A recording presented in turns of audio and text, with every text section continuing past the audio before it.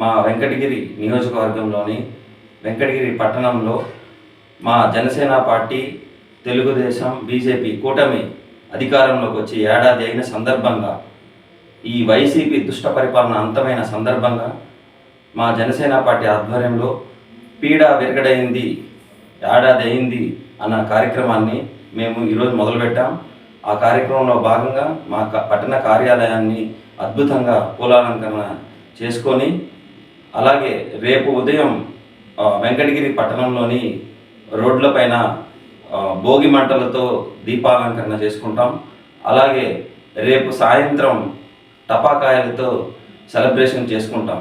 దీని ఉద్దేశం ఏంటంటే, ఆ పీడ విరగడే ఏడాది అయిన సందర్భంగా సంక్రాంతిని, దీపావళిని, రెండు పండుగల్ని ఒకే రోజు జరుపుకొని మన రాష్ట్ర ప్రభుత్వానికి పట్టినటువంటి పీడని విరగడ చేసుకొని ఒక మంచి సుపరిపాలన అందించే విధంగా మన కూటమి ప్రభుత్వం పనిచేస్తున్న విధానాన్ని ఈ ప్రజలందరికీ దృష్టికి తీసుకొచ్చే విధంగా ఈ కార్యక్రమాలను చేపట్టదలిచాం.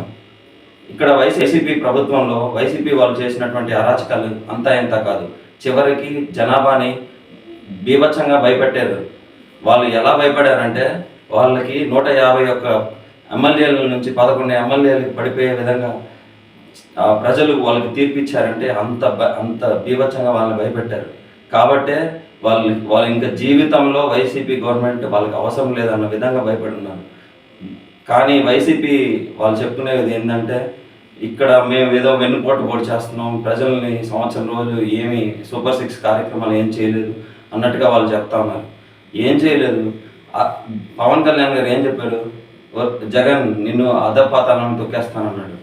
అంటే ఆయన మన రాష్ట్రాన్ని, ఆయన పాలనలో జగన్ గారు అధపాతాలను తొక్కేశారు.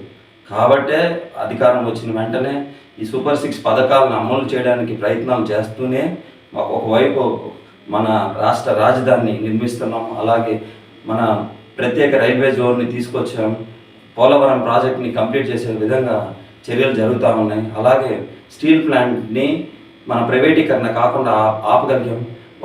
అదేవిధంగా పంచాయతీరాజ్ మినిస్టర్గా ప్రమాణ స్వీకారం చేసిన పవన్ కళ్యాణ్ గారు ప్రపంచ రికార్డు సృష్టించే విధంగా ఒక్క రోజులో గ్రామ సభలన్నీ నిర్వహించి 11,000 కోట్లతో ఒకేసారి రోడ్లు 4,000 కిలోమీటర్ల రోడ్లు నిర్మించే విధంగా ఆయన తీసుకున్న చొరవను చూసి గ్రామాల్లో సంబరాలు జరుపుకుంటా ఉన్నారు.